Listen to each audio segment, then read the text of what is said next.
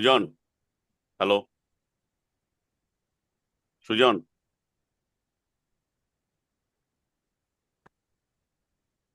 হ্যাঁ, good morning. Good morning. Screen sharing দেখা যাচ্ছে? হ্যাঁ, দেখা যাচ্ছে। সিমন স্যারের হ্যাঁ, প্রোফাইলটা সীমান দেখা গেছে? স্যারের ছবি, হ্যাঁ ছবি আর ওই হ্যাঁ, কোয়ান্টামের হ্যাঁ প্রোফাইল দেখা হ্যাঁ। যাচ্ছে। তো ইন্ট্রোডিউসটা করে দিও এইটা দেখে, ঠিক আছে?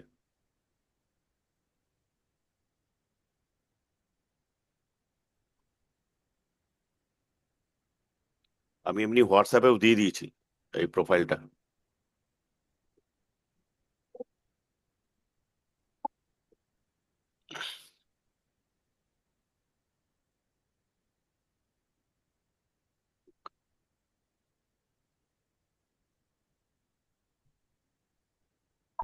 Good morning everyone.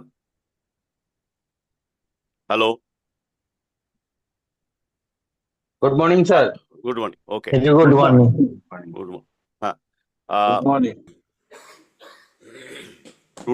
Today's two sessions very important for our fraternity as well as our investor also.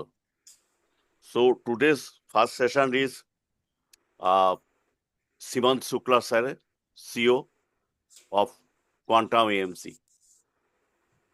Simon sir, just short biography. Everybody are seeing his profile in our screen. Yes. Oh, huh.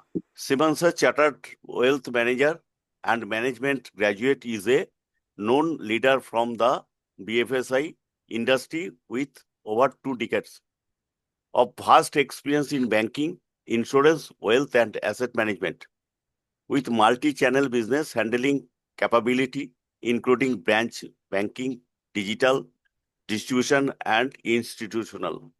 Previously, associate with ICICI Group, Reliance General, Dhanlaxmi Bank, and before joining as CEO for Quantum AMC, he has worked with JM Financial AMC as the Chief Business Officer. He holds the honorary role as board member of Board of 5 Studies with Institute of Management Technology, ACA IMT, CDL, Ghaziabad. So we have meet Mumbai 19th August, and we have discussed many things about our fraternity, about our future, about our business. Now we have appealed Simon sir, please take a session for our MFD friends, and he agreed. Today is the reality. Thank you so much, Simon sir, for your kind cooperations and your presence today. Thank you, sir. Yes, sir. Handed over to directly Simon sir, please. So, good morning, everyone. Happy to be a part of উনি ICICI. 15 দিনের লো আলাদা কাগজ দিয়ে দেবে। Oh, এক my সপ্তাহে goodness. নিতে চায় না তো কম কাগজ 20 টাকা দেবাঞ্জন শীল, এখানের mute. Is it coming? Can you hear me? Yes. হ্যাঁ। Okay. Is the Yes. slides are also there? Yes. Slides are coming? Yes, sir. Okay, great. So, good morning to all of you. Uh, I had a chance in my earlier time also to interact with Team ICA when I was in Edelweiss Mutual Fund in I think 18 time, and recently I also came to Calcutta to participate when I just joined. Om Prakash ji, mute कर दीजिए, thank you. So Every co-host, please try to make it any noise. Please do this job, please. so Sir. it was privilege and knowing Gautam Da and team for a pretty long time. When he was in Bombay, he said that why not to do one session. So I thought of doing it, and considering all those things which are happening in the market, from Trump tariff to global uncertainties, every second day we get something new to hear. It's good to look at or talk about the asset allocation part, because primarily I have seen during my last 8-10 years of asset management and experience that larger number of IFA or MFD now is more on a equity and max to the little bit of BAF or aggressive hybrid funds. And asset allocation usually does not come in a play till the time you don't see the risk hitting you. Till the time everybody is either fear or greed, greed runs more.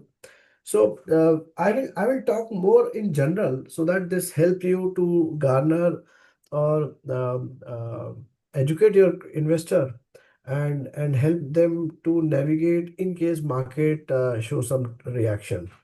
So at Quantum, I've recently joined and we have one concept called 12-20-80, which I'll touch last, and we have some calculations. So we thought of touching that, what is 12-20-80. But before that, I think it is important to know about how the assets are working, what are the important tenets of asset allocation, what to look, what not to look. And obviously, I think this is first interaction of ICA with Quantum. So many of you might not be knowing Quantum in New Avatar. So just want to give some input around that, and we'll start with 2-3 slides, and then we'll dive into the presentation. So just to give you the what do you call, how our Quantum is plays, what are the things which uh, uh, part of Quantum ecosystem. So the core Quantum ecosystem is Quantum Advisor, which is there since 1990, started by Mr. Ajit Dayal and also joined by Ivy Subbu. And these guys have been known for managing international money. Today also, we on this planet, the largest investment, the largest company of investment, sovereign wealth একটু fund. বড় ধরনের, ছোট নয়। Who is talking? So Quantum Advisor is handling large amount of institutional money flowing to India, and has been doing since pretty long time. It's now 25 year of Quantum Advisor. Happy to share also that many people doesn't know that Quantum Advisor 49% stake is of Fairfax. Fairfax is a ICICI Lombard part Prem company. Quantum Advisor hold Quantum Mutual Fund, which I am representing right now.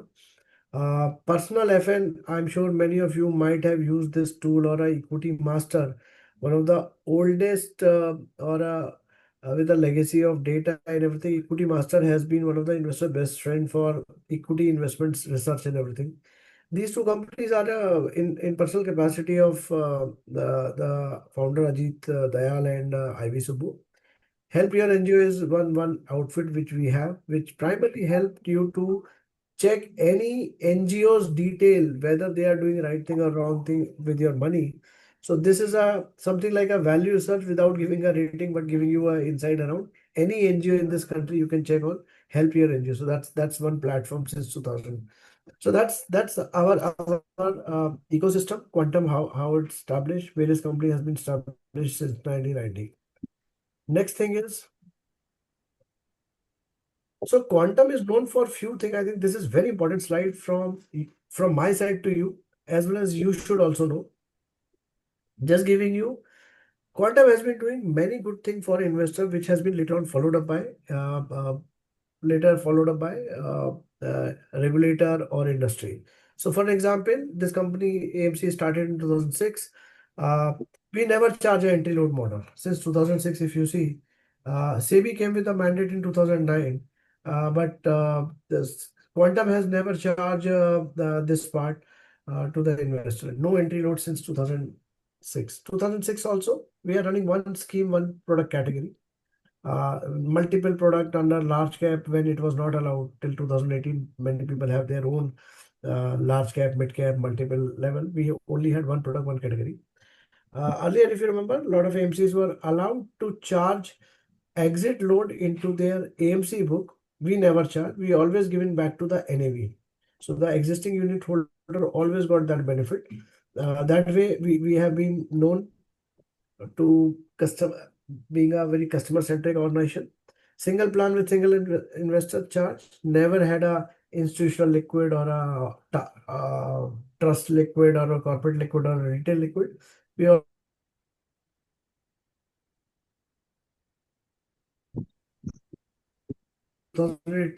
Quantum is using total return index because we had a lot of clients which were global, and globally this is a বলো কি normal বলার practice. বাকি বলে দাও। So we have been following this.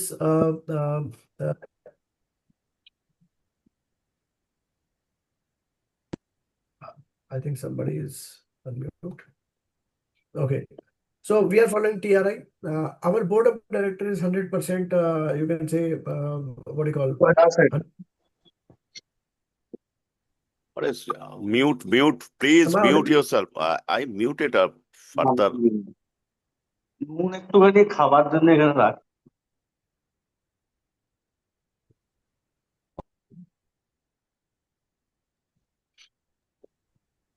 Okay. So our board is 100% independent board. SEBI yet to come. Mark to market valuation for liquid thing.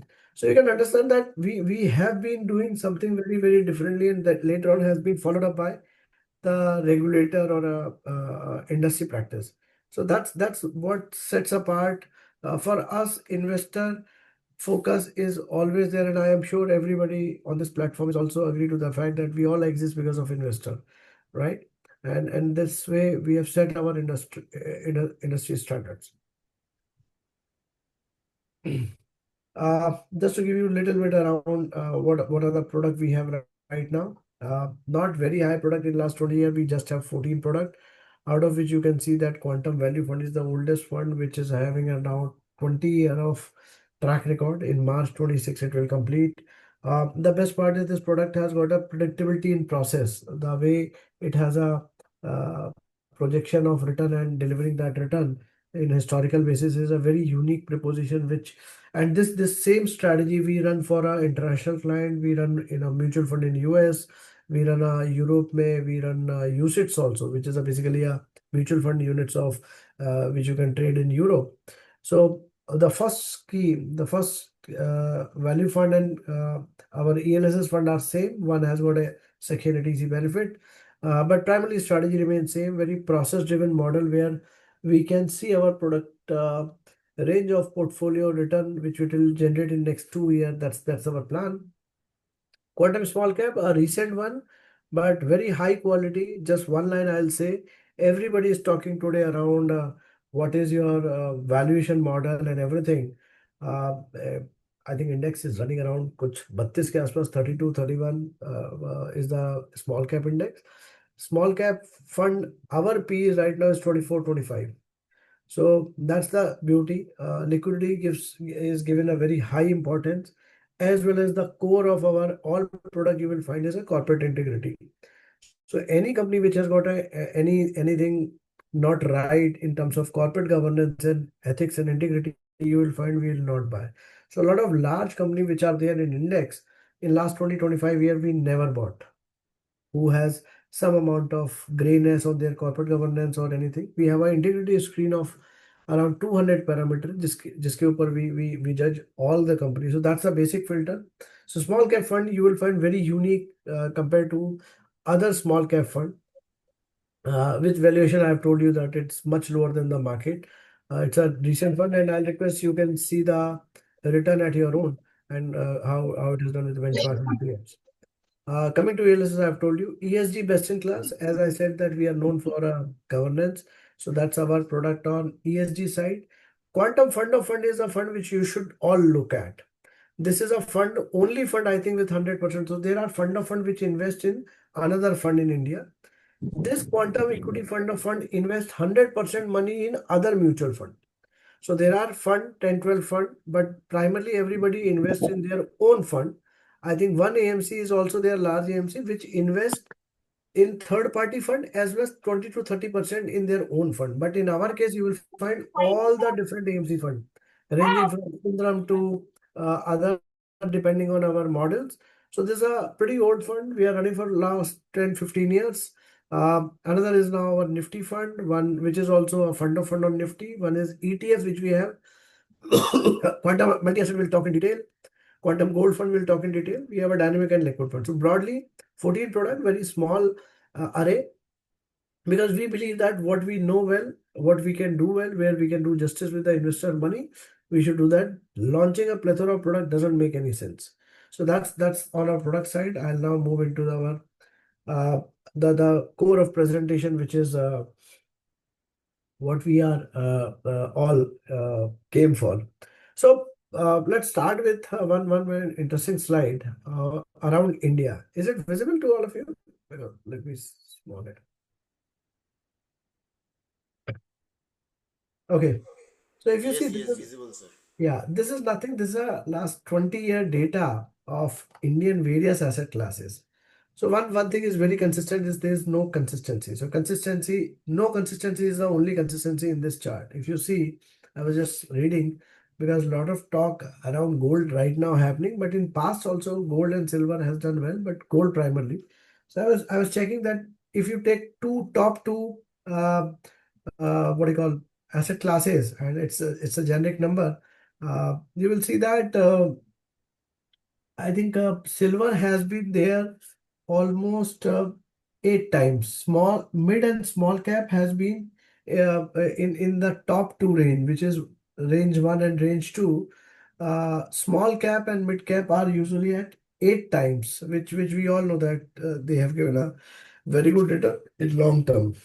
But interestingly, gold, precious metal have also been 8 times. If you see the 2008, 2010, 11, then 7, 18, 19, 20, 22, 24, and 25.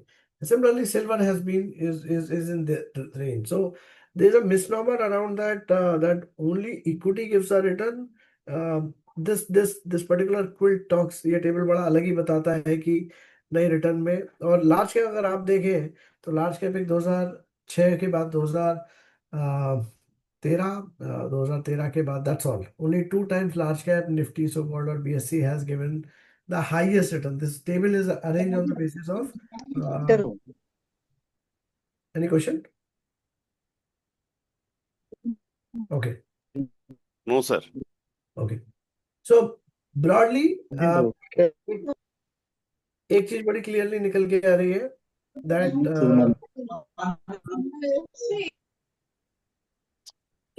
somebody has to mute.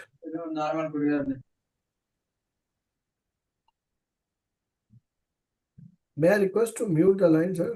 Somebody. Okay. तो similar kind of thing अगर आप देखें तो global भी है. Global में अंतर यह है कि अगर आप ग्लोबल चार्ट देखें तो पहला वाला जो मैंने भी आपको दिखाया, this is more of a India and this is now global. अगर ग्लोबल में भी देखें अगर आप, तो ऑलमोस्ट 7-8 टाइम्स सिल्वर और गोल्ड ऊपर निकल के आते हैं. लेकिन अगर आप देखेंगे तो लाइट पिंक कलर में कुछ इंडिया में अभी डेवलप होना स्टार्ट हुआ है. और एक और चीज देखेंगे कि यहाँ पे डेट ने भी, चाहे 2009 हो, 2013 हो, 2015 हो, 2012, 2018 हो, 21, 22, 24, इन मार्केट में डेट ने भी अच्छा किया है. तो इंडिया में प्राइमरली अगर आप देखें तो मिड एंड स्मॉल कैप ने टॉप 2 टियर की लेन कैप्चर कर रखी है, या गोल्ड सिल्वर की. तो precious metal and mid and small cap has given last 20-year return has been in that way. Globally भी गोल्ड सिल्वर कॉमन रहे, लेकिन वहां पे इमर्जिंग मार्केट, डेट और रीट्स भी आगे रहे. सो अगेन एक ही चीज समझ आ रही है कि consistency, there is no consistency in asset class movement, right. तो ये एक बड़ा क्वेश्चन खड़ा करता है, और कि अनसर्टेनिटी इतनी क्यों है. तो just some data point.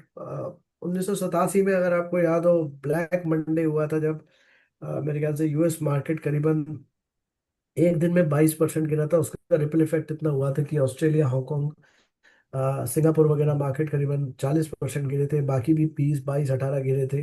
I think India बस बच गया था क्योंकि 19 अक्टूबर 2018 से 1987, आई थिंक दिवाली 22 तारीख की थी, तो अपने मार्केट गिरे नहीं थे, तो इंडिया बच गया था। तो 87 का शायद अपन लोग को याद भी नहीं है, क्योंकि अपन लोग इतने एक्टिव भी नहीं होते थे इस मार्केट में, मार्केट भी इतना वाइब्रेंट नहीं होता था।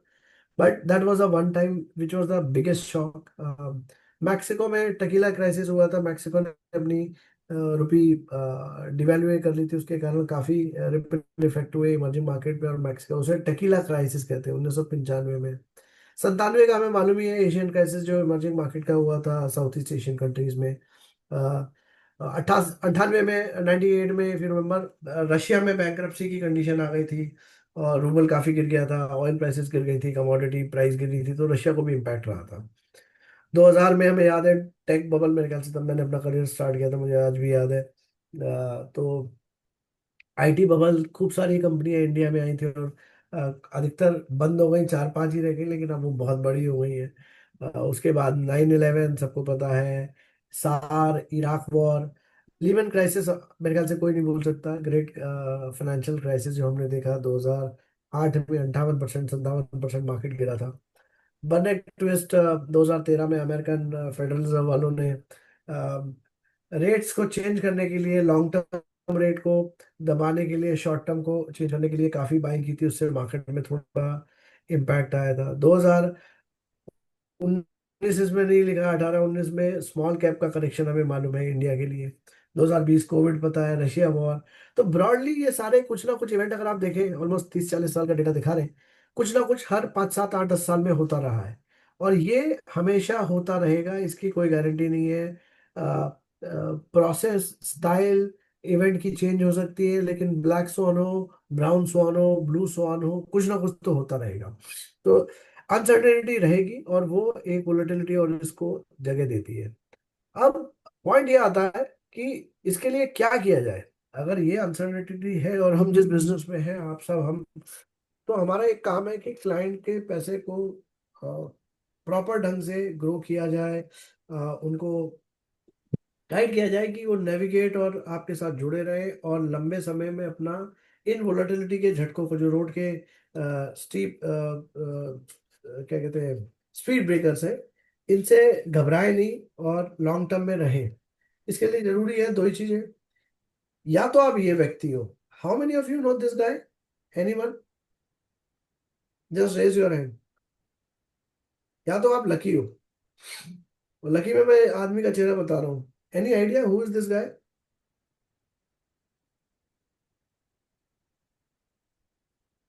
एनीवन?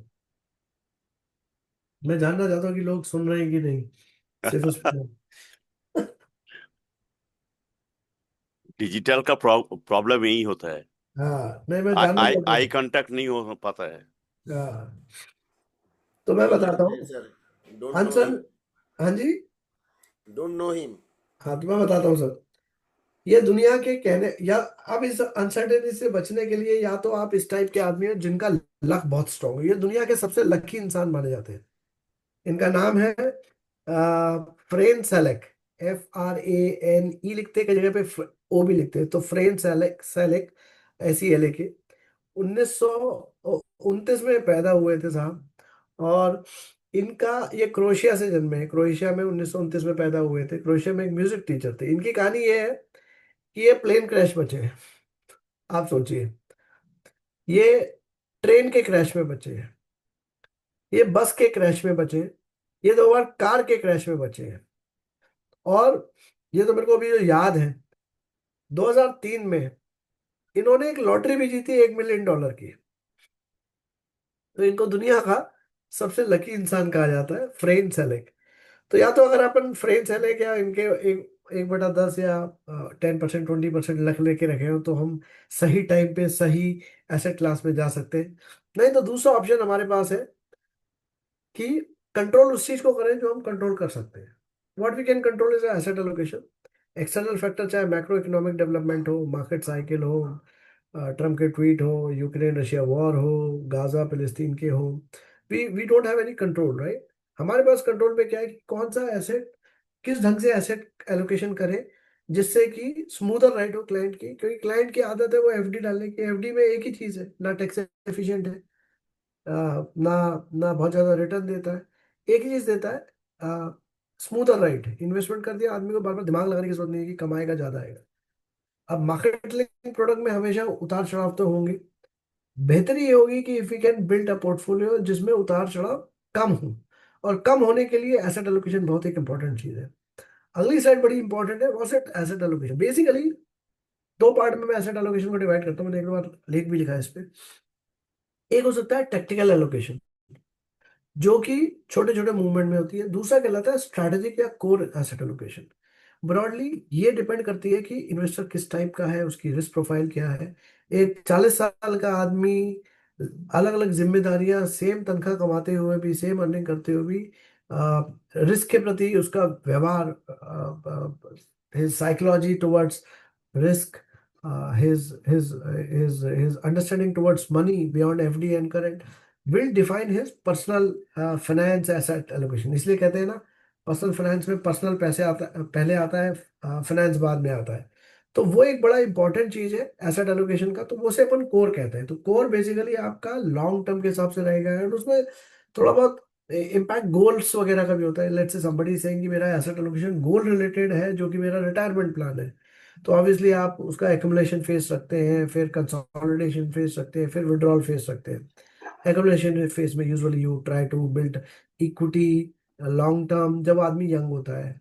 आपका जब कंसोलिडेशन फेज आता है तो आप यूजुअली 52, 53, 55 जब उसकी रिटायरमेंट की एज आ रही होती है, तो आप कंसोलिडेट करते हो, कोशिश करते हो उसको हाइब्रिड और डेट में लाने की। और फिर उसके बाद उसका depending on his risk appetite corpus you decide on a post retired how much money he needs, and that's a withdrawal phase.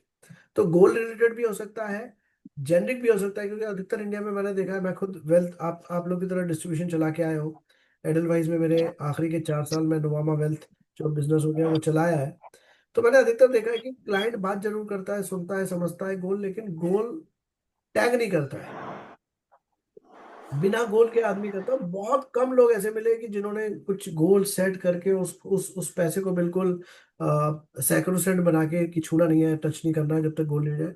Typically ये होता है चलो इन्वेस्ट कर दो देखा जाएगा, and then as and when गाड़ी खरीदनी, गाड़ी ले ली, घर लेना है, घर ले लिया। But as such goal led अभी तक इंडिया में मेरे को बहुत ज्यादा सक्सेस नहीं मिली।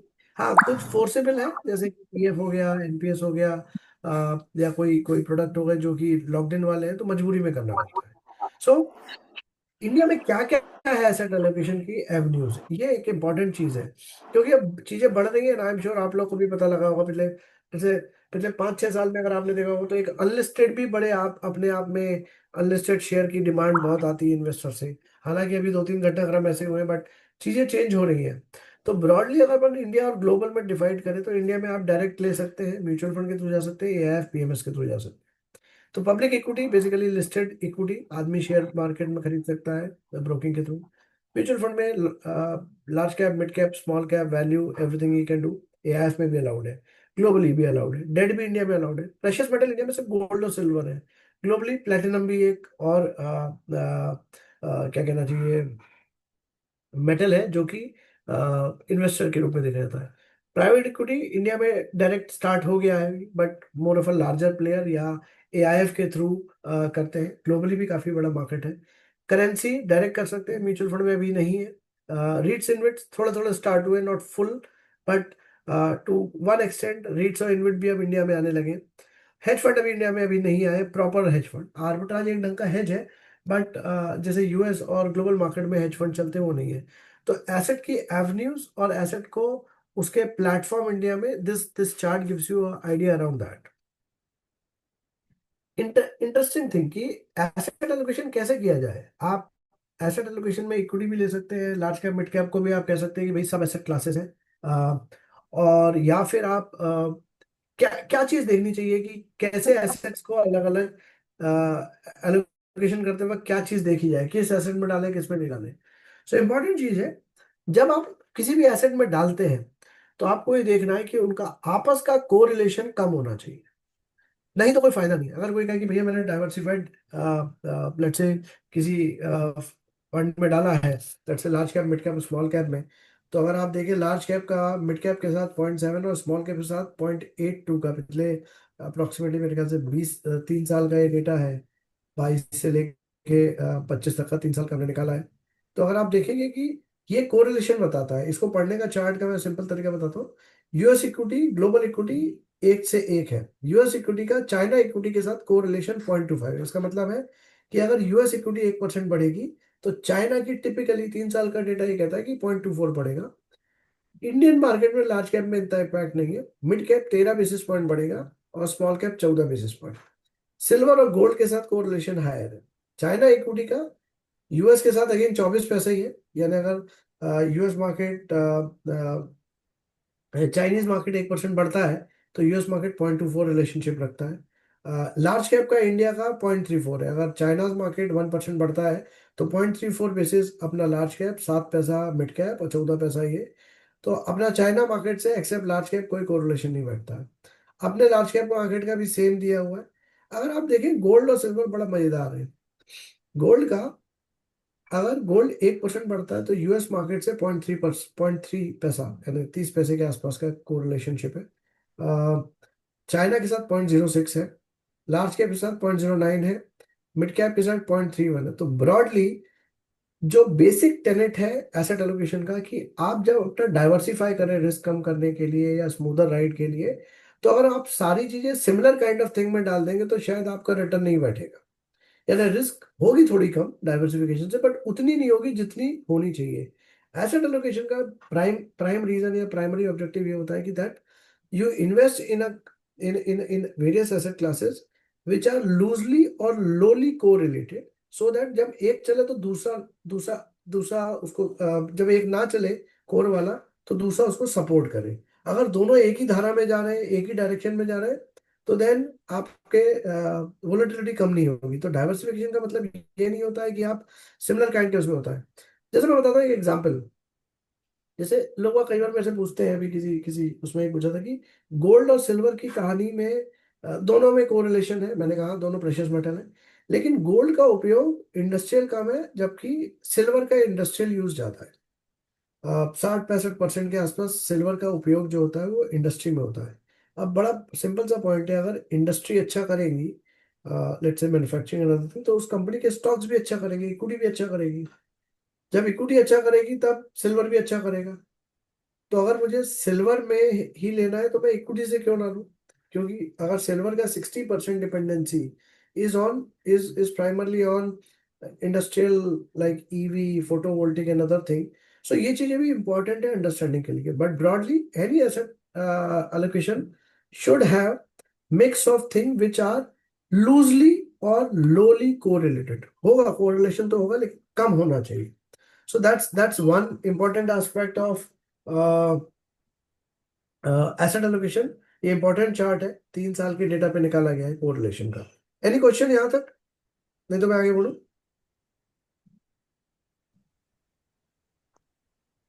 To John, any question? Okay, No, till now it's very fine, sir. I understand. और किसी का कोई क्वेश्चन है तो पूछ सकते हैं। चैट में अरुण भी डाल सकते हैं। अरुण मैदा, any question? सर ये शोमित रॉय लिखा है, फिर एक बार कौन सा वाला पोर्शन? दिस लास्ट पोर्शन आई हाँ, थिंक सो। तुम्हें आप कौन सा वाला पार्ट? सर एक बार कंटिन्यू करिए ना फिर से। अच्छा, तो इसमें समिता ये बताने की कोशिश की गई, जब आप डाइवर्सिफाई करते हैं, अपन डाइवर्सिफाई ऐसे भी कर सकते हैं कि भैया मैंने चाइनीज मार्केट में लगा दिया, I put it into a Brazil market, US fund ले लिए, all those thing, right? But उनका कोरिलेशन देखना चाहिए, क्योंकि अगर कोई पर्टिकुलर मार्केट गिरता है उसके कारण दूसरे मार्केट में भी इम्पैक्ट हो सकता है, क्योंकि अपन एसेट क्लास की बात कर रहे हैं। तो जब भी हम एसेट का क्लास का या किसी भी क्लाइंट का, इन्वेस्टर का पोर्टफोलियो बनाने की सोच रहे हैं या कोर प्रैक्टिकल वे में सोच रहे हैं कोर पोर्टफोलियो, तो हमेशा ध्यान रखना चाहिए कि जब डाइवर्सिफाई करें तो ऐसे एसेट्स में करें जिनका रिलेशनशिप, आपस में कोर रिलेशनशिप कम जुड़ाव वाला हो। अगर दोनों चीजों का जुड़ाव एक है, और जो जुड़ाव है उसे को रिलेशन या बीटा भी कह सकते हो आप एक ढंग से, कि अगर यूएस मार्केट 1% जाता है और इंडियन मार्केट भी 1% जाता है, तो आपका डाइवर्सिफिकेशन किसी काम का नहीं है, क्योंकि दोनों मार्केट जब गिरेंगे, यूएस गिरा तो इंडिया भी 1% ही गिरेगा। लेकिन हाँ, अगर आप ऐसे मार्केट इसमें लगाते हैं कि एक 1% गिरता है और दूसरा 0.07 गिरता है, देन यू आर डाइवर्सिफाइड। तो ये एक बड़ा इंपॉर्टेंट एस्पेक्ट है आपके एसेट एलोकेशन का, कि निगेटिव कोरिलेशन हो या आपका बेसिकली कोरिलेशन आपका बहुत कम हो, कोई एक बढ़ रहा है तो 0.24 बढ़ रहा है, या निगेटिव हो जैसे गोल्ड प्रेशर का चाइना के साथ -0.06 है. So all those things we have to see while designing the portfolio. So that's the core of any asset allocation. कहते हैं ना नींव प्लिंथ कोर किसी भी घर को खड़ा करने की, ढांचा खड़ा करने की. This a very important one. I'll move ahead. अब इस टाइप के उसमें कौन कौन से प्रोडक्ट इंडिया में फॉर एडवाइजर आर अवेलेबल, तो अपन दो पार्ट में डिवाइड करेंगे. कुछ लोग ऑटोमेटेड सॉल्यूशन देते हैं, जैसे balance advantage fund, aggressive hybrid fund. Semen sir, हाँ जी. ये पूछा गया कि सिल्वर ईटीएफ और गोल्ड ईटीएफ का फ्यूचर क्या है? Very good question. सिल्वर और गोल्ड की दो चीजें हैं सर. एक एक रेशो होता है जिसे कहते हैं सिल्वर टू गोल्ड रेशो. अगर आप उसको बहुत लंबा, अभी मे बी जब खत्म हो जाएगा तो मैं अलग से वो स्लाइड दिखा दूंगा. अगर लॉन्ग टर्म का डेटा देखें तो वो यूजुअली 2% होता है. बेसिकली गोल्ड अगर 100 रुपए का तो सिल्वर 2 रुपए चलता है. This are long term. लेकिन ये एवरेजेस अब चेंज होते रहते हैं समय के साथ. तो टेक्निकली डॉलर में अगर बात करें तो आज अगर गोल्ड लेट से 3450 $3500 चल रहा है तो उसका 2% होता है $70.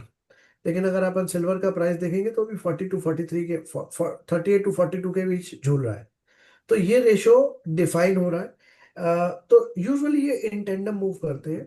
लेकिन मेरा सजेशन है कि गोल्ड की उपयोगिता वैसे इंडस्ट्रियल यूज में कम है, लेकिन डिमांड और सप्लाई में उसका ज्यादा चलता है. क्योंकि जब जब करेंसी क्राइसिस आता है तो टिपिकली गोल्ड लिया जाता है. और गोल्ड की रैली भी अपन ने देखी है कि अगर चाहे तो मैं एक चार्ट दिखा दूं क्या गोल्ड का. I have one. हाँ, एक बार देखा दीजिए. हाँ, अच्छा है. ये स्लाइड दिख रही है. ये देखिए आया गोल्ड के अलग आया अलग. नहीं, आया नहीं, अच्छा, आया नहीं. अभी देखिए. अच्छा सॉरी, फिर से करता हूँ. एक सेकंड.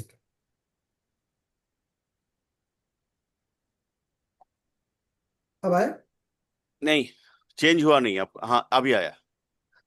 तो ये हिस्टोरिकल डेटा है सर गोल्ड के बुल रन का. 100 रुपए का अगर गोल्ड था तो पहला बुल रन आया था 71 से 74 के बीच. $100 का 480 टाइप बन गया था. दूसरा बुल रन आया आपका 76 से 80 के बीच, 4.6 टाइम बढ़ा. तीसरा आया 591 100 रुपए की बेस पे. और अभी चौथा स्टार्ट हुआ है. अभी क्या रहा है अगर आप गोल्ड का देखें तो 2003-4 तक डॉलर टर्म में 300 400 डॉलर चल रहा था.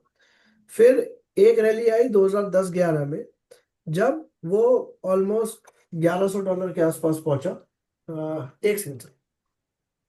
1100 के आसपास पहुंचा. उसके बाद से पूरा डेकेड निकल गया. वो 2000 का हर कोई व्यू देता रहा लेकिन हुआ नहीं.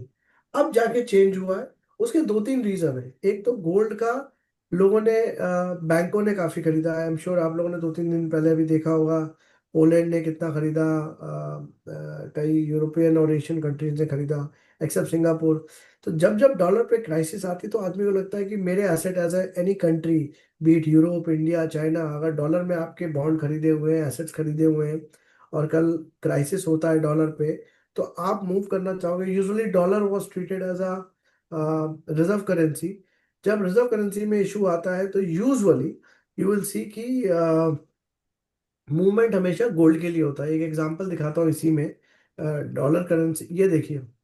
और सन 1450 से लेके 1530 तक पोर्चुगीज, 80 साल तक पोर्चुगीज की करेंसी ने राज किया है इस देश में. यूजुअली 100 साल रहता है. स्पेनिश ने 110 साल स्पेनिश करेंसी ने राज किया था. ये हिस्टोरिकल डेटा 1530 से लेके 1640 तक का. उसके बाद आया डच डच का 1640 से 80 साल. फ्रेंच का फ्रैंक चला 1720 से. और ये सब उसी टाइम के दौरान है जब इनकी कॉलोनियलिज्म चलता था. फिर ब्रिटिश आया 1850 15 से लेके 1920 तक 105 साल. और यूएस के 105 हो गए. तो पता नहीं शायद चेंज हो.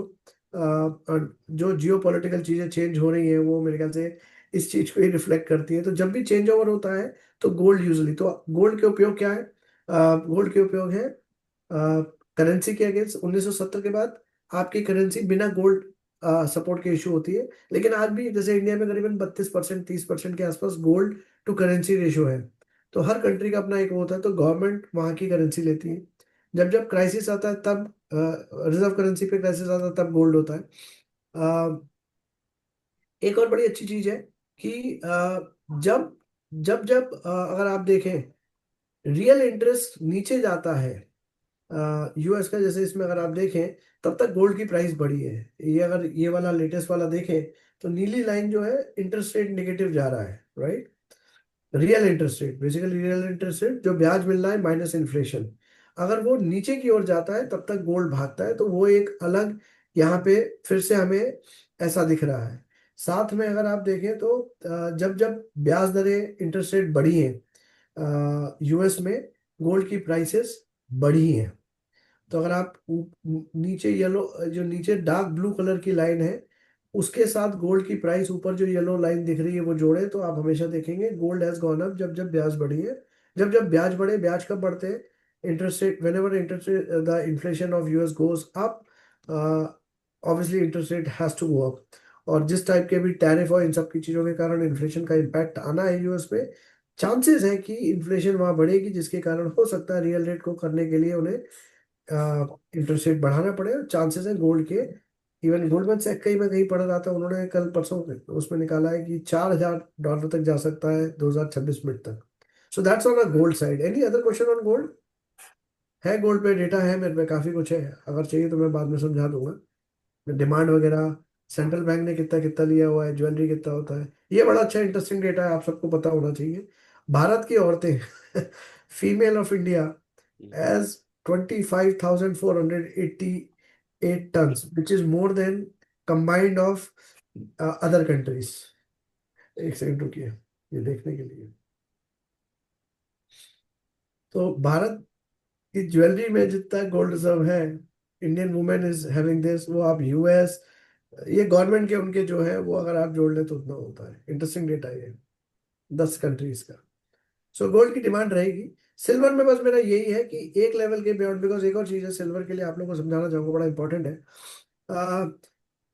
बीच में अगर आपको याद हो 12-13 में यूएस ने शेल ऑयल किया था, shale oil, shale oil sweet oil भी कहते थे, गूगल करेंगे अगर आप। उसमें क्या था कि जैसे ही $70-75 के ऊपर गल्फ से उनको ऑयल पड़ता था, they used to start their own oil which they had rigs.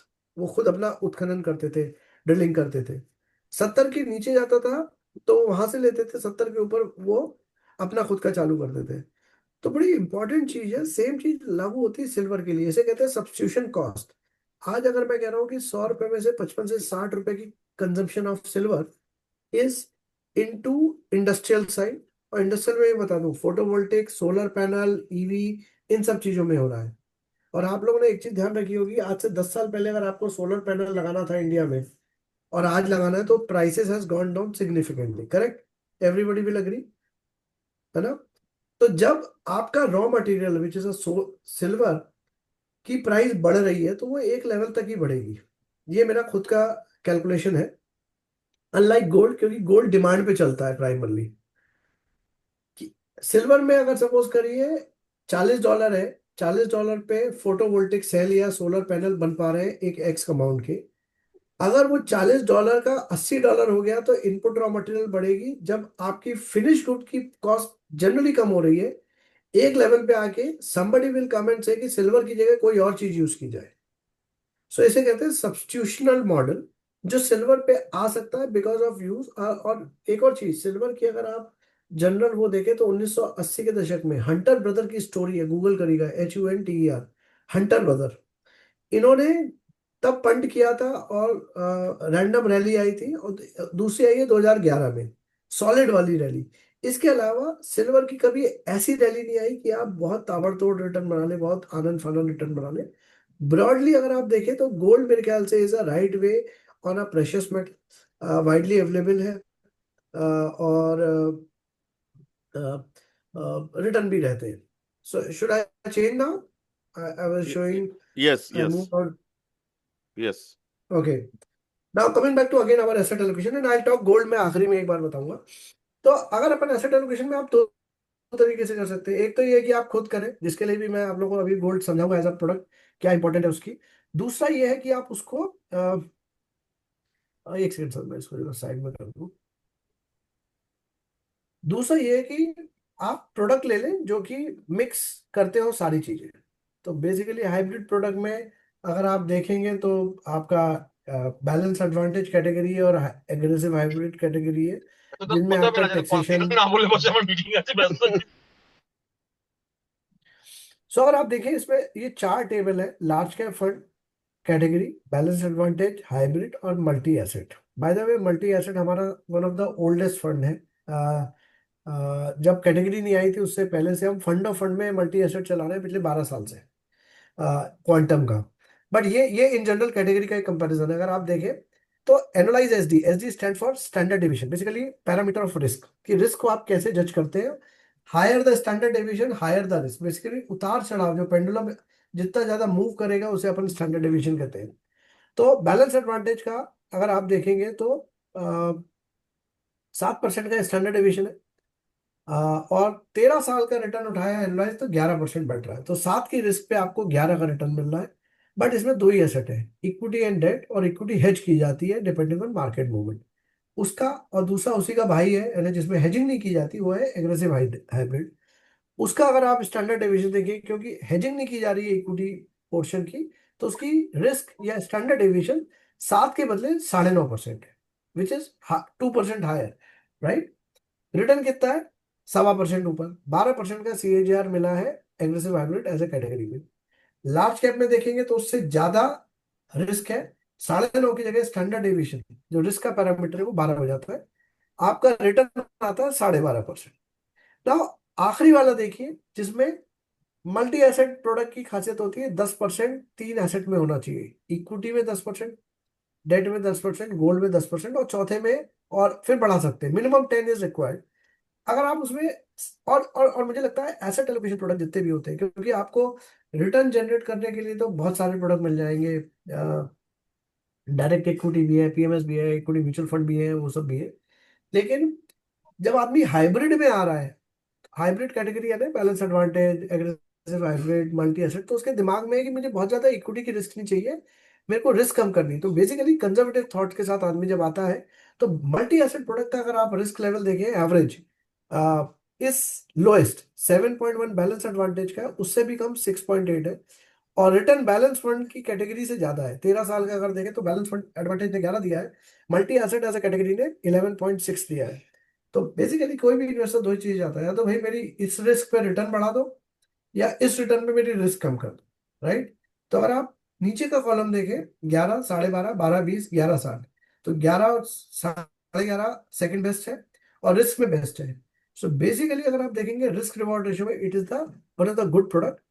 ये उन उन उन डिस्ट्रीब्यूटर, उन MFDs के लिए एक बहुत सही प्रोडक्ट है जो कि खुद नहीं करना चाहते और इन्वेस्टर की थॉट को फंड मैनेजर के साथ कनेक्ट करके कि fund manager will take a call and they will do it. So that's a 1-1।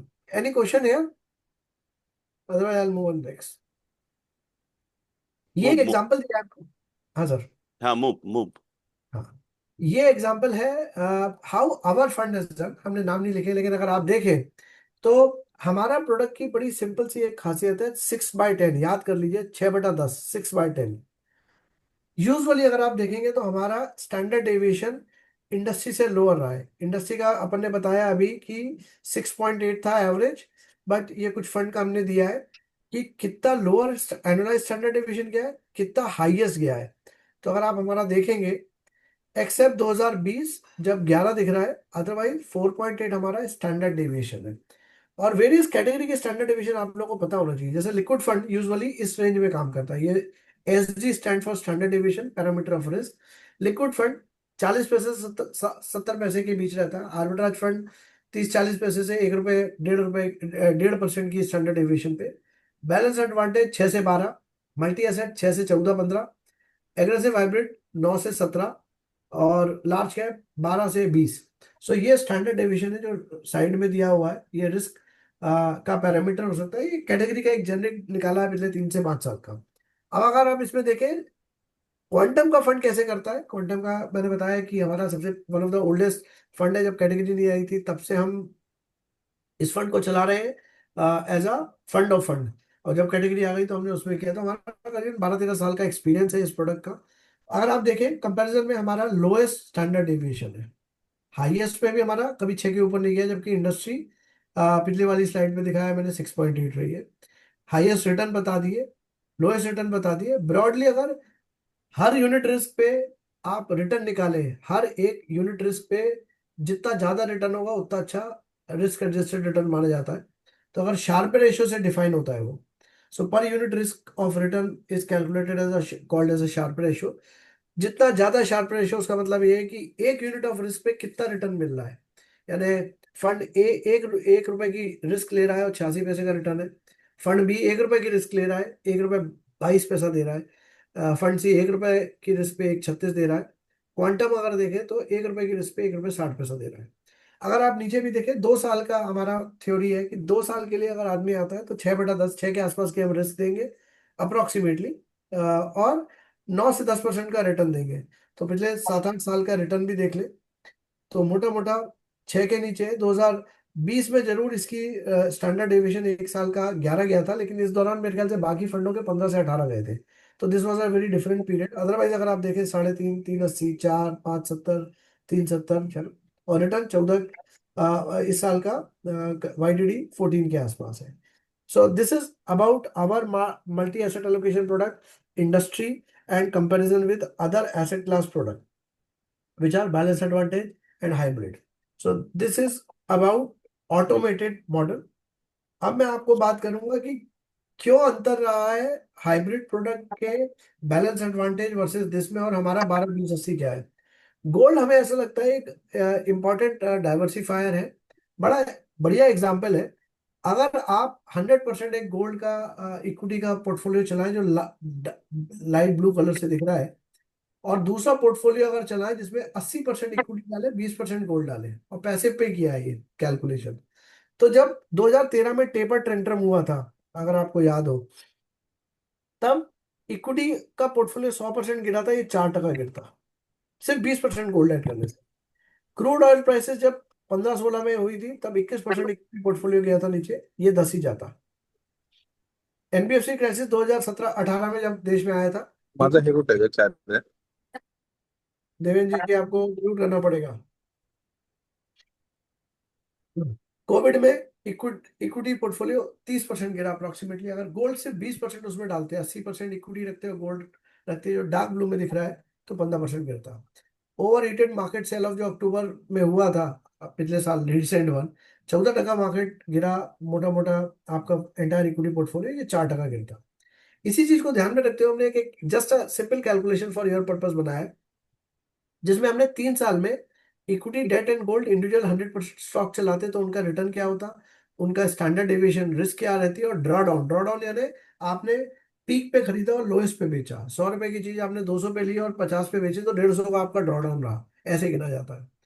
उसी के बगल में मैंने, अगर आपको देखें तो हमारे हमारे जो पोर्टफोलियो है और जो हमारी थॉट है 12-20-80, तो वो 12-20-80 का बड़ा सिंपल फॉर्मूला है। 12 महीने का आप, महीने का खर्चा जो आपका होता है, लेट से 10,000 किसी का है, तो 10,000 मल्टीप्लाइड बाय 12, इतना पैसा आप लिक्विड फंड में डाल के रखिए एज ए इमरजेंसी मनी। और जो पैसा बचा है उसको 80-20 में, 80 इक्विटी में डाल दीजिए और 20% आप गोल्ड में डाल सकते हैं। इससे अगर आप करेंगे तो आपको एक अच्छा sustainable long term sensible return बन जाएगा बिना कुछ किए, और रिस्क भी अननेसेसरी ज्यादा नहीं लेंगे। इसी को दर्शाया है इस टेबल में। अगर आप देखें तो अगर इक्विटी 80% ले, डेट 10% ले और गोल्ड 10% ले, तो रिटर्न बनते हैं आपके 3 साल के 16%। रिस्क रहती है आपकी 9, 9.5 की, और ड्रॉ डाउन रहता है 11 रुपए, यानी 100 रुपए के आपके 90 रुपए भी हो सकते हैं। उसी चीज सर को, 12-12-20-80 वो एक बार बोलिए ना सर। हाँ, तो 12-20-80 का सर बड़ा एक दिखाई देता हूँ। 12 महीने का एक्सपेंस सेफ प्लेसेस में डालना है। अब डिपेंड करता है, कोई ज्यादा कंजर्वेटिव है तो आप 24 महीना भी कर सकते हैं। महीने का खर्चा मल्टीप्लाइड बाय 12, राइट, इतना पैसा लिक्विड फंड में डाल सकते हैं सेफ, राइट। ये आप अगर कोई कंजर्वेटिव है तो 24 महीना भी कर सकते हैं, कोई एग्रेसिव है तो 6 महीना भी कर सकते हैं, बट थंब रूल मॉडल हमने जो किया है वो 12 महीना है, राइट।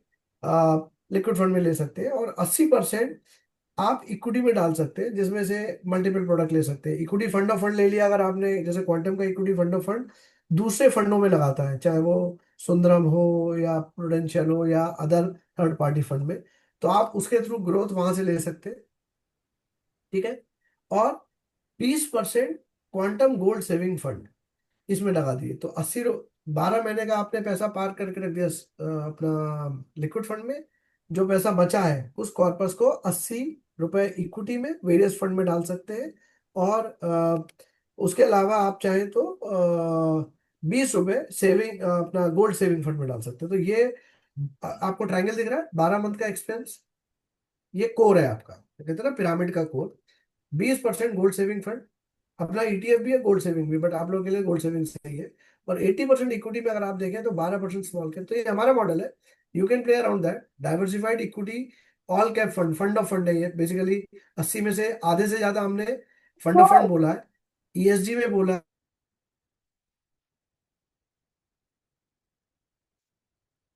लॉन्ग टर्म बढ़िया सस्टेनेबल और सेंसेबल रिटर्न दे सकता है, 12, 20, 80। Should I move back? हाँ, तो अगर अब 12, 20, 80 भी हमारा क्यों रहा है अगर आप देखें तो हमने वेरियस कंट्रीब्यूटरी वो लगाए। इक्विटी में 80 डाले, यहाँ पे 60 डला, इसमें 60 डला है।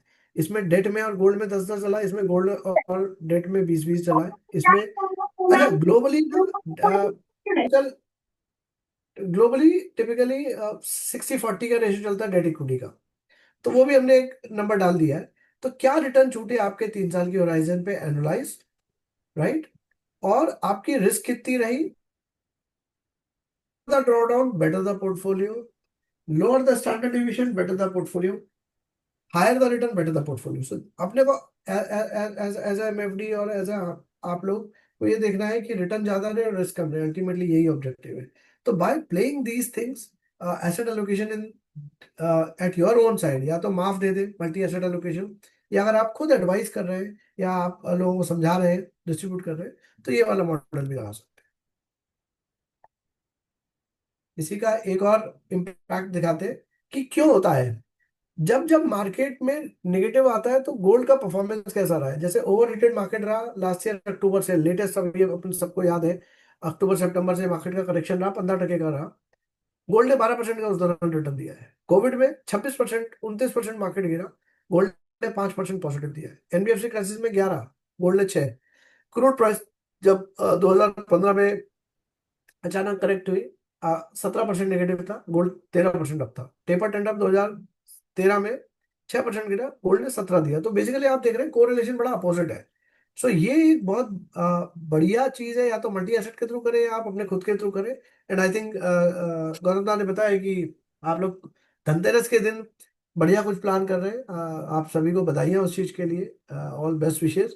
आई think that's a right thing कि गोल्ड को 12, 20, 80 भी लगा सकते हैं कि। और टिपिकली एक और चीज बोलना चाहूंगा मैं यहाँ पे कि अगर आप इन्वेस्टमेंट करा रहे हैं लोगों के, तो मेरे को ऐसा लगता है और मेरा जितना भी इंटरेक्शन रहा है आप जैसे मित्रों के साथ, दोस्तों के साथ, कि अधिकतर लोग इक्विटी और बहुत हुआ तो हाइब्रिड फंड देते हैं।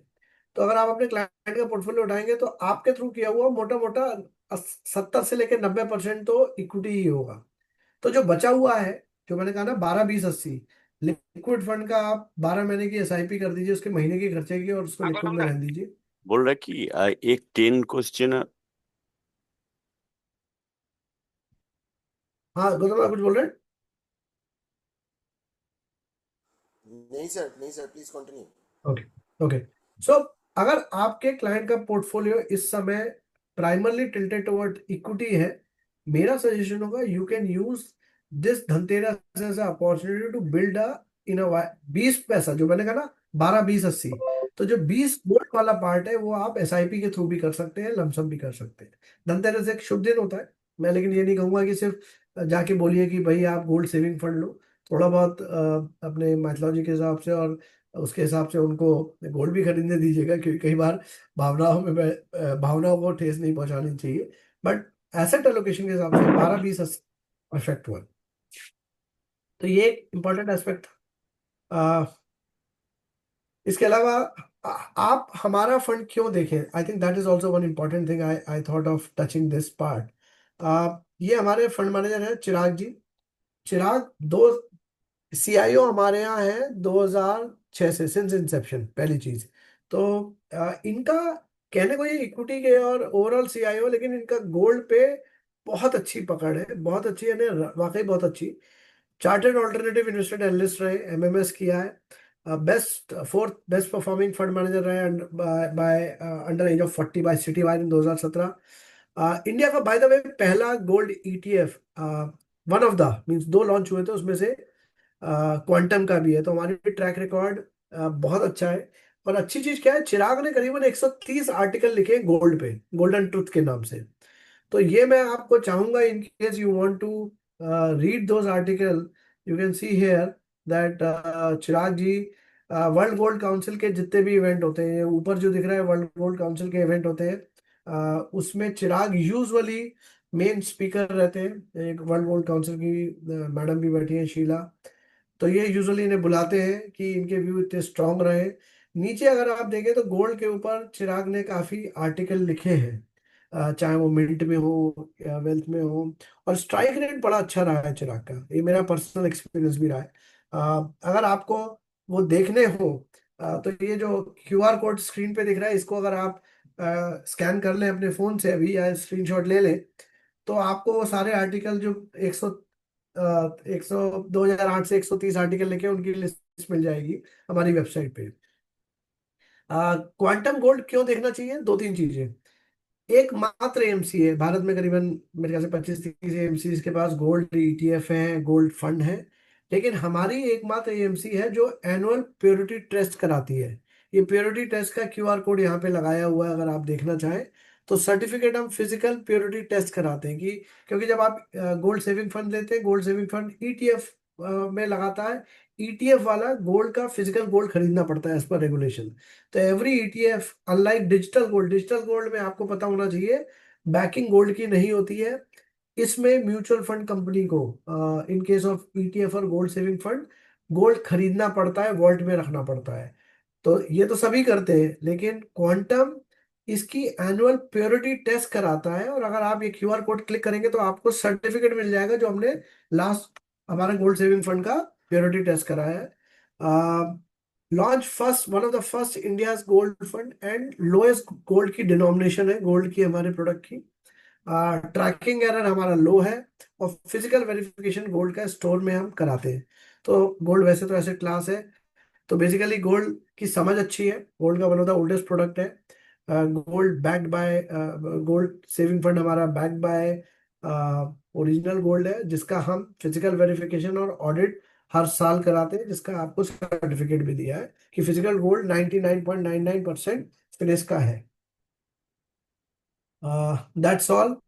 आप लोगों में से कई लोग शायद हमारे पार्टनर नहीं बनेंगे, तो मैं स्क्रीन पर डाल देता हूँ क्यूआर कोड से। आप एम्पेनल कर सकते हैं अपने आप को, इंडिविजुअल भी, और राइट साइड में अगर ये वाला देखें तो नॉन इंडिविजुअल भी आप ऑनलाइन क्यूआर कोड से हमारे साथ एम्पेनल हो सकते हैं। Happy to answer now question in case of anything. Sir आप ये लोगों का क्यूआर के लिए कुछ परफॉर्मेंस बता दीजिए नाम हम लोगों को। परफॉर्मेंस, गोल्ड का तो सर नॉर्मल वही 40% है, one of the best performing fund है। गोल्ड तो एसेट है ना sir, it's a passive product. Hello, hello. Hello, hello. Can you hear me sir? हाँ, हियर मी। हाँ जी, आवाज आ रही है सर?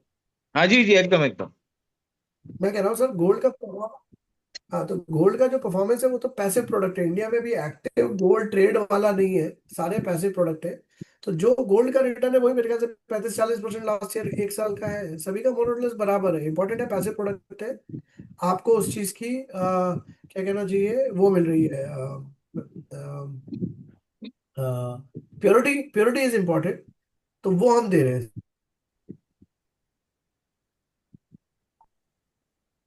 और ये हमारा क्यूआर कोड, अगर आप लोग हमारे साथ एमपेनल नहीं है तो you can do it right now also. Phone hello से क्यूआर कोड ये जो स्क्रीन पे दिख रहा है ये करके कर। हाँ जी, हेलो हाँ जी हेलो। सर, बोलिए। Yes Ram yes Kumar ji. बोलिए। क्वांट एसआईएफ लॉन्च किया है क्या? ये क्वांटम है, ये क्वांट नहीं सर है। वो क्वांट है, ये क्वांटम, ओके। ये क्वांटम है सर। 2006 से एएमसी है, क्वांट अलग है। Quant is different company, this is different company. But वही आपकी इन्फो के लिए, I think they have launch SIF.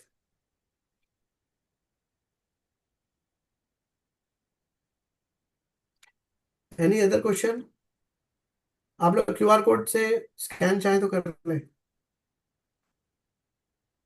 मैंने ग्रुप में भी डाल दिया QR code. Right sir, that's great sir. Any question?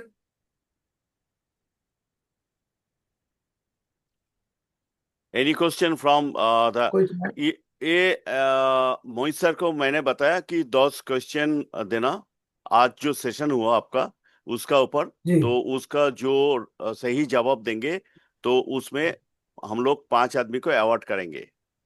Very good, that's good answer, will हाँ सेंड दैट। हाँ। श्योर श्योर ठीक है, सर हाँ ये जो आपने ठीक है बोलो। 28 थी वो जो बोला वो एसडब्ल्यू के लिए बोला। नो नो नो आपने सर जो 12 महीने का लिक्विड फंड में हर महीने का जो एक्सपेंसेस वो लिक्विड फंड में रहना चाहिए, उसके बाद जो है हाँ वो 80-20 में डिविजन करके रखना चाहिए। वो क्या जी, एसडब्ल्यू की मॉडल बोल रहे हैं आप? नहीं नहीं, एसडब्ल्यूपी नहीं सर, कॉर्पस इकट्ठा करने के लिए बेसिकली 12 महीने का पैसा आपका इमरजेंसी फंड होना चाहिए, जो भगवान ना करे कभी जरूरत पड़े इन्वेस्टर को। But God forbid if needed, 12 महीने का खर्चा जो आपका मंथली एक्सपेंस है, उतने अमाउंट का आप लिक्विड फंड में 12 महीने का पैसा रख दीजिए। अगर एक महीने का 1 लाख रुपए खर्चा है तो 12 लाख रुपए डाल दीजिए। अब जो पैसा बचा है आपका इन्वेस्टमेंट का, उसको आप 20 80 20 करके, 80 रुपए इक्विटी में, वेरियस स्कीम जो मैंने अभी आपको दिखाई थी, क्वांट की भी देख सकते, क्वांटम की भी देख सकते हैं हमारी, और 20% उसका आप गोल्ड में डाल सकते हैं, गोल्ड सेविंग फंड।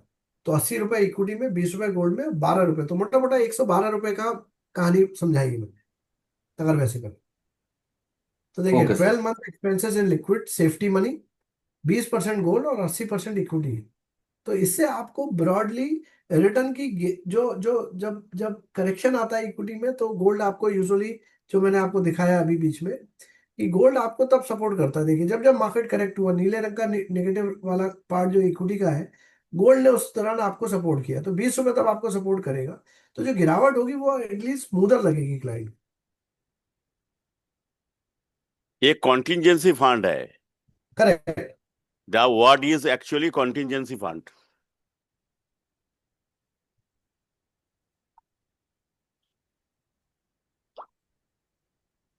हम लोग इतना दिन आप आज नया दिशा देखा है। हम लोग मैक्सिमम 6 महीने के बोला था कि 6 महीने का उनका कॉन्टिजेंसी फंड होना चाहिए। तो आप आज हम लोग का पास ये नया है कि 1 साल के लिए करना चाहिए।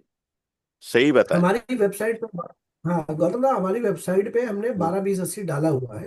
हम्म। राइट, तो आप चाहे तो वहां पे जाके कैलकुलेशन भी कर सकते हैं हमारी वेबसाइट पे इसका। सर वो जो और ऊपर वाला जो ग्रीन वाला जो है, पिरामिड के जो ऊपर वाला जो ग्रीन वाला है, वो हाँ, वो किसको 5 रुपए। जाकर?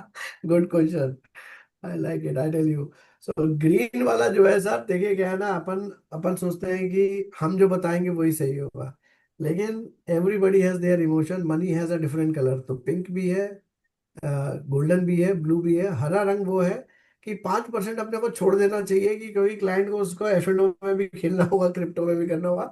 सो basically it's it's allowing him also to test, but उससे ज्यादा नहीं होना चाहिए। ब्रॉडली ये कि वो आपका टैक्टिकल पार्ट है।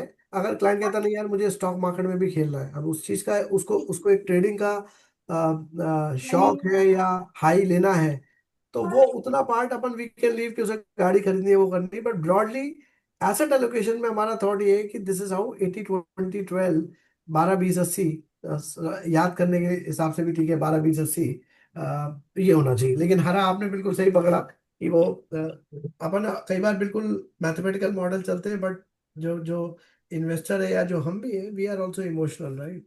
तो इमोशन के लिए भी थोड़ा वो रखा हुआ है। और गौतम दा, इसमें आपने बिल्कुल सही कहा, 6 महीना भी हो सकता है, कोई अगर यंग बंदा है। नहीं, इतना दिन हम लोग ऐसे बताया। मेरा जो जानकारी था, हमारा इन्वेस्टर को 6 महीने के लिए कॉन्टिजेंसी फंड के लिए लिक्विड फंड में रखने बोला। तो करेक्ट। आज आपका पास जो सीखा है ये मेरा पास नया है। हाँ, मैं अभी ये अच्छा बोला, क्योंकि हम लोग तो बहुत ब्लैक डे देख लिया लाइफ में। मैंने तो दिखाया ना, तो प्रैक्टिकल यहाँ ये लेके। सही सही है। तो कब ब्लैक डे आने वाला है किसी का पता नहीं है, पता नहीं होता है, तो correct। होना तो चाहिए। इसमें आफ्टर इसमें कोविड इसमें गौतम साहब कोविड 6 भी गलत हाँ। नहीं के है, बाद 6 ये से 12 मंथ्स का होना एकदम जस्टिफाइड है। आफ्टर हाँ कोविड में जो हम लोगों ने देखा मोर देन 1 ईयर लोगों के पास इनकम उतना मतलब एक्टिव इनकम नहीं था बहुत सारे लोगों के पास, तो आफ्टर कोविड ये 12 मंथ्स जस्टिफाइड है। करेक्ट। कोविड ने तो प्रोडक्ट बहुत कुछ सीख लिया कोविड में हम लोग। नहीं बिल्कुल सर सही not only Covid, sir not only Covid, now days also जो यूएस जो टैरिफ लग गया उससे सिचुएशन भी है, यस इसीलिए भी वो जो आईटी कंपनी के जो जो बंदा भी है करेक्ट। सो अगर आईटी पे इसलिए इम्पैक्ट है, बिल्कुल सही। तो 6 से 24 depending on client conservativeness, his sustainability of business, continuity of income, you can decide. But broad rule, thumb rule कहते हैं ना, जैसे इक्विटी में कितना होना चाहिए, 100 माइनस योर एज। अब ये तो थंब रूल है। अब वो हो सकता है कि किसी केस में 80 हो, किसी के केस में 50 हो, बट ये थंब रूल पे 12 20 80 बड़ा सही चलता है। ये हमारा कैलकुलेशन, और कैलकुलेटर डाला है हमारी वेबसाइट पे, आपको अपना देखना हेलो होगा सर। तो। हाँ जी Aruna ji. Hello sir. Sir ये जो नया प्रोडक्ट आया SIF, इसमें आपका एलोकेशन का क्या होना चाहिए, जो नया प्रोडक्ट आ रहा है? सर ये जैसे AIF प्लेटफॉर्म है, जैसे PMS प्लेटफॉर्म है, जैसे म्यूचुअल फंड प्लेटफॉर्म है, SIF प्लेटफॉर्म है। इसमें आपका मिनिमम टिकट 10 लाख रुपए होना चाहिए। इसमें आप वो चीजें कर सकते हैं 10 लाख में जो कि आपकी म्यूचुअल फंड में अलाउड नहीं है, जैसे लॉन्ग और शॉर्ट करना, हेज करना। तो ये थोड़ा डिफरेंट है। क्वांटम के पास अभी SIF नहीं है, आप शायद कंफ्यूज हो रहे हैं। एक क्वांट अलग AMC है, म्यूचुअल फंड क्वांटम अलग है। क्वांटम पुरानी AMC है काफी। क्वांट पिछले 5 7 8 साल में आई है, काफी तेजी से हुई है। तो जो SIF है वो क्वांट का है, नॉट क्वांटम। बट जो SIF special investment vehicle funds है, उनमें स्ट्रैटेजी म्यूचुअल फंड से थोड़ी डिफरेंशिएटेड होती है, और मिनिमम टिकट साइज 10 लाख रुपए होता है। मे बी गौतम दा हाँ, आप। लेकिन हाँ जी। लेकिन आपका इसमें कौन से होगा? 80% इक्विटी ब्रैकेट नहीं में नहीं तो लेके हम लोग गाइड करेगा? नहीं सर, हम हमारा सिंपल है। आप 80% सिंपल देखिए। जब आप सॉल्यूशन सिंपल देना चाहते हैं तो सिंपलेस्ट प्रोडक्ट म्यूचुअल फंड है। SIF थोड़ा सोफिस्टिकेटेड इन्वेस्टर के लिए होता है, जिसको रिस्क रिटर्न समझ आता हो, राइट। अगर आप एक आम आदमी जो लेट्स से वेस्ट बंगाल में जॉब कर रहा है, उसको अगर बता रहे हैं, मैं कहूँगा 80 रुपए आप म्यूचुअल फंड में ही लगाइए, सिंपल प्रोडक्ट रहते हैं, गोल्ड भी म्यूचुअल फंड में लगाइए। SIF थोड़े कॉम्प्लिकेटेड होते हैं सर, उनके return, risk return reward ratio different रहते हैं, और वो उनके लिए सही है जिनको उस टाइप के जैसे लॉन्ग शॉर्ट समझ आता हो, राइट। जब तक, और उसके लिए आपको भी कैपेबिलिटी अंडरस्टैंडिंग होनी चाहिए कि how how the long work, how the long short work, how the short work. Market में जब आप गिरना गिरना होता है तो आप शॉर्ट करते हो, जब मार्केट बढ़ रहा होता है लॉन्ग करते हो। उसमें वो सारी स्ट्रेटजीज एक ही SIF में मिलती है। तो वो थोड़ा सा सोफिस्टिकेटेड कॉम्प्लिकेटेड है आम आदमी के लिए, बट लर्निंग के थ्रू समझा जा सकता है। और टिपिकली वो रिटेल क्लाइंट के लिए नहीं बना है, इसलिए उसका मिनिमम टिकट साइज 10 लाख है। जैसे म्यूचुअल फंड में आप 500 या 1000 रुपए से चालू कर देते हैं, उसमें 10 लाख है। तो मेरा क्वेश्चन था, हम्म। एक्चुअली क्या है कि अभी जो हम लोग डायरेक्ट इक्विटी मतलब वो large cap mid cap small cap वो तो कर ही रहते, और अभी जो कुछ प्रोडक्ट आया ना फंड ऑफ फंड मतलब बंडल ऑफ प्रोडक्ट एक साथ हो रहा है, तो ये direct large cap mid cap अगर स्मॉल कैप ये जो फंड में डालने से उसमें डालना फायदामंद है कि पहले वाला जो सिस्टम है वैसे ही करना फायदामंद है सर? सर आपका शुभ नाम, इस पे मनोज मल्लिक सर, मनोज मल्लिक। मनोज जी। ये चार्ट आप देख लो। ये चार्ट जो है भारत का पिछले 20 साल का डेटा है। कौन कौन सी, तो इसमें सिल्वर है, गोल्ड है, प्रेशियस मेटल के रिटर्न है। शुरू की 2 पट्टी, strip number 1, strip number 2 is basically उस साल की टॉप 2 परफॉर्मिंग एसेट क्लास के हैं। अगर आप इसमें देखें तो 8 बार पिछले 20 साल में, 8 बार दोनों पट्टी है ना, 20 यानी 20 दूनी 40, उसमें 8 बार आपका सिल्वर रहा है, 8 बार गोल्ड रहा है, सिल्वर 7 बार रहा है, और स्मॉल और मिड कैप 8 टाइम रहा है, राइट। अब लेकिन ये एक हो गया, क्योंकि इक्विटी में आपने कहा large cap, mid cap, small cap, तीनों है तो इक्विटी, राइट। तीनों है तो इक्विटी, अगर मार्केट गिरेगा तो इम्पैक्ट यूजुअली तीनों में आएगा। तो एक वो स्लाइड और एक ये वाली स्लाइड, ये इंपॉर्टेंट है। ये देखिए large cap, mid cap, small cap. अगर इंडियन लार्ज कैप गिरते हैं 1% या बढ़ते हैं 1%, तो उस समय मिड कैप उसका 70%, 70% गिरेगा। यानी अगर 1 रुपए गिरा तो वो 70 पैसा गिरेगा, और स्मॉल कैप 82 पैसा गिरेगा। ये कोरिलेशन है। ये देखिए लार्ज कैप, ये लिखा है लार्ज कैप, और ये इसका लार्ज कैप का लार्ज कैप 1 पर यानी 1, और लार्ज कैप मिड कैप का कोरिलेशन 70, लार्ज कैप और मिड कैप का 0.82। ये वाली पट्टी देखिए। तो आपको इंपॉर्टेंट है जब एसेट एलोकेशन कर रहे हैं तो डाइवर्सिफाई ऐसी जगह करें जहां पे you have a low correlation. अगर सारी चीजें एक बास्केट में होंगी तो चांसेस है जब आपका लार्ज कैप गिरेगा 1% तो ये भी गिरेगा। अगर सपोज करो किसी ने आपने किसी का 1 लाख 1 लाख 1 लाख लगाया है, तो यहाँ पे अगर 10% गिरा तो ये 1 लाख का आपका 90 हजार हो जाएगा। यहाँ पे आपका 1 लाख का 93 हजार हो जाएगा। यहाँ आपका 1 लाख का यहाँ 70, हाँ 70% गिरेगा, 7, हाँ 93 हो जाएगा। यहाँ पे आपका 92 हजार हो जाएगा। तो गिरावट तो तीनों में आएगी, इसमें ज्यादा आएगी, इसमें कम आएगी। ये कोरिलेशन है आपस में कि एक के गिरने पे दूसरा कितना गिरेगा या बढ़ेगा। अब गोल्ड का देखिए, अब उसी नहीं का सर, मैंने यही बोल रहा हूँ कि वो जो अलग अलग प्रोडक्ट है, मतलब सेम एएमसी, उसका जो अलग अलग प्रोडक्ट है वो अभी जी बंडल में बेच रहा है। मतलब 3-4 प्रोडक्ट है, किसी का फ्लेक्सी कैप है, लार्ज कैप है और मिड कैप है, वो एक साथ करके एक बंडल करके एफओएफ कर दिया। तो हाँ उस इसमें फायदा ज्यादा है कि वो अलग अलग में, जैसे हम लोग large cap, flexi cap, mid cap ऐसे बेचते हैं, वो फायदेमंद है। नहीं सर, डिपेंड करता है देखिए। तो क्लाइंट के पास क्या है कि एक ही क्लाइंट को मैंने फ्लेक्सी कैप दे दिया, उनको लार्ज कैप दे दिया। ये हो सकता है कि अलग अलग एएमसी का होगा, लेकिन फिर भी हम लोग तो ये करते ही है, 4-5 टाइप का फंड तो हम देते ही है। लेकिन अभी क्या है कि देख रहा हूँ कि बहुत सारा एएमसी है जो उनका ही 4-5 फंड वो बंडल में लेके वो एक साथ प्रमोट कर करेक्ट। रहा है। तो सर बिल्कुल आपने सही कहा। जैसे आपको मैं बताऊं कि आपने बिल्कुल सही बोला। जैसे हमारी कंपनी में फंड है, मैं आपको ये एक लाइन में दिखाना चाहूंगा। तो ये जो हमारा एक फंड दिख रहा है, इसमें आपको quantum equity fund of fund ये दिख रहा है, जो मैं एरो पे दिखा रहा हूँ आपको। Yes sir. ये मेरे ख्याल से इंडिया में ऐसे 2 फंड है। फंड ऑफ फंड फंड क्या करते हैं कि आपसे पैसा लेते हैं और फिर दूसरे अंडरलाइंग स्टॉक या शेयर में लगाने की जगह फंड्स में लगाते हैं। अधिकतर लोग क्या करते हैं, जो आपने सही कहा कि खुद की एएमसी के, जैसे कोई एक्स एएमसी ने अपना फंड ऑफ फंड चलाया, अपने ही फ्लेक्सी कैप लार्ज कैप में पैसा डालते हैं, राइट। यही आपकी हम्म, क्या। एक सही। मत हमारा फंड ऐसा है सर, जो अगर आप हमारे फंड का पोर्टफोलियो उठाएंगे, उसमें देखेंगे कि हमारे उसमें प्रूडेंशियल भी है, सुंदरम भी है। हमारा खुद का फंड नहीं है एक भी। तो ग्लोबली आपने बिल्कुल सही कहा, ग्लोबली ये बहुत बड़ा मार्केट है फंड ऑफ फंड। बेसिकली आप क्या कह रहे हो कि आप किसी फंड मैनेजर को कह रहे हो कि भाई तुम इन्वेस्ट करो बेस्ट ऑफ द फंड में, I am giving money to you and I am investing in that fund, you charge for that, right. अगर यस आप सर। अगर मैं अपने ही फंड में डाल रहा हूँ तो फिर मैं डायरेक्टली डालूं, डबल डबल लेयरिंग क्यों करूं। तो हमारा फंड और एक और फंड है, लेकिन जो दूसरा फंड है एक बड़ी एमसी का, मैं नाम नहीं ले सकता, उसके फंड में लेकिन वो 30 से 40% खुद का भी डालते हैं।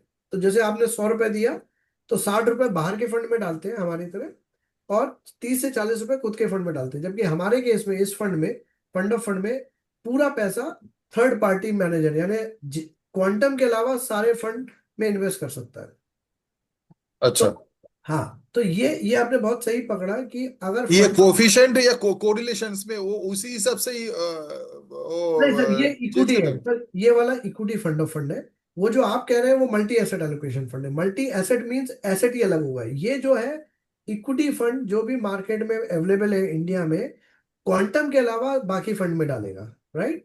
और ये जो अच्छा। मल्टी एसेट ग्रे कलर का दिख रहा है, ये हम्म। फंड है जो गोल्ड में डालेगा, डेट में डालेगा, इक्विटी में डालेगा और प्ले करेगा। तो वो हमारा काफी समय से ये फंड है, जिसको हम ये वाला दिखा रहा हूँ मैं।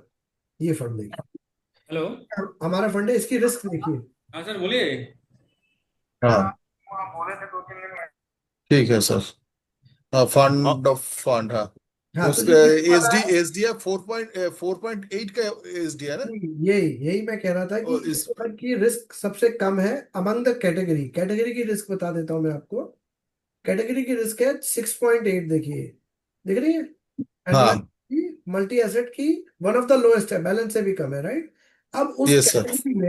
कैटेगरी में हमारी रिस्क देखिए 4.8 है जो यहाँ पे अभी चल रही है। अगर आप पिछले 2018 से डेटा देखें तो 3.5, 3.8, 11% ये कोविड में आई थी। जब हमारी 11 हुई थी तब इंडस्ट्री की 15 से 18 थी। 4%, 5%, 4, 5, 5.2, हाईएस्ट हमारी 5.7 गई आज तक लॉन्ग टर्म में। इसमें सर बेंचमार्क का कोई दिख नहीं रहा सर, बेंचमार्क की नीचे वाला। बेंचमार्क सर ये फंड का जस्ट कैटेगराइजेशन दिया है। सी हाँ। बेंचमार्क तो सर उसमें डिस्टॉर्शन फिक्स रहता है, जबकि मल्टी एसेट एलोकेशन फंड कभी गोल्ड में बढ़ाएंगे कभी इक्विटी में डालेंगे। तो सीमन जी, इसमें सीमन हाँ जी, जी, हम लोग को अनदर 2 मिनट्स क्लोज आई करना नो है कि आई नो हमारा 11 से हमारा मेन जो मुद्दा है ना एसआईपी SIP का जो धनतेरस में करेंगे ना हाँ, ठीक है उसका वो डन, जिगर जी सिखाएंगे हम लोग को। ठीक है डन आज सर। का ये आप तो आज समझ लिए ना कि आपका प्रोग्राम कितना कीमती है। सब देखिए अभी भी पूछने चालू कर दिया थी, अभी 1 घंटा चलेगा आपका जो क्वेश्चन है। तो ये आप जो डिस्ट्रीब्यूटर लोग जो बोल रहे हैं ना जी ये एक्चुअली एडवाइजर अल्फा के लिए उनका पढ़ाई करना पड़ेगा, करेक्ट उसका नॉलेज है। ये तो करेक्ट फंड ऑफ फंड हमारा लैंग्वेज में फंड ऑफ फंड है, हौच-पौच खिचड़ी है, कोई एक में सब कुछ मिलता है। तो खिचड़ी खाना किसी का अच्छा लगता है तो खाइए फंड ऑफ फंड। करेक्ट। आपका आप जब अच्छे एडवाइजर बनेगा तो वो आप तो उसका हिसाब से बना पाएंगे। इसीलिए सर मैंने दोनों डाले आपको कि हाँ एक एक आपका हो गया मल्टी एसेट एलोकेशन फंड, एक हो गया आपका गोल्ड। तो अगर आप एडवाइस खुद कर रहे हैं, खुद एसेट एलोकेशन कर रहे हैं एज ऑफ जो आपने कहा, तो आप 12, 20, 80 को एक बार देख सकते हैं, नहीं तो exactly. Multi. Thank you very much. Thank you so much. This is a very unique program, and I think another time you must come. Mohit ji कुछ बोल रहा है क्या? नहीं नहीं नहीं सर। तो this is today is a very very huge session. I also learning from Simon sir. Thank you sir. So it will help for our fraternity, and again I want to your session. Gautam da আমি একটা কিছু বলবো। এখন না, দেখো 10টা 58 বাজে, 11টা দু থেকে মিনিট নেক্সট সেশন। মিনিটের একটা কোশ্চেন আছে, না, 2 no minute. Question, no question. তুমি লিখে দাও চ্যাট বক্সে, আমি পরে উত্তর নিয়ে নেবো, ঠিক আছে? ঠিক ঠিক। Thank you sir, thank you, ধন্যবাদ। ধন্যবাদ, থ্যাংক ইউ। এখন Thank you, নেক্সট sir. সেশনের জন্য সবাই রেডি, আমরা জাস্ট আপনাকে লিভ করছি, কিন্তু আপনিও থাকতে পারেন। আমরা you also be part, but because we are going to be a mega SIP drive in Dhanteras, so your AMC also to be part on that. Yes, sir, we would love to. We have a yes, hmm, yes. And we have okay. a gold saving fund, oldest gold fund. Dhanteras पे Yes. सबसे बड़ी बड़ी नहीं धन्यवाद। वो नहीं Thank you. है, हम लोग का एसआईपी का ऊपर करेंगे, वो ऐसा नहीं है गोल्ड का करेंगे, सब कुछ इक्विटी सब कुछ करेंगे।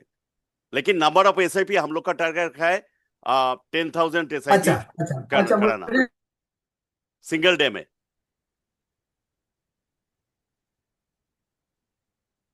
Thank you so much. Very good, sir. बिल्कुल we will be participating in this. And thank you. धन्यवाद। थैंक यू, धन्यवाद, thank you, thank you. Hey, one.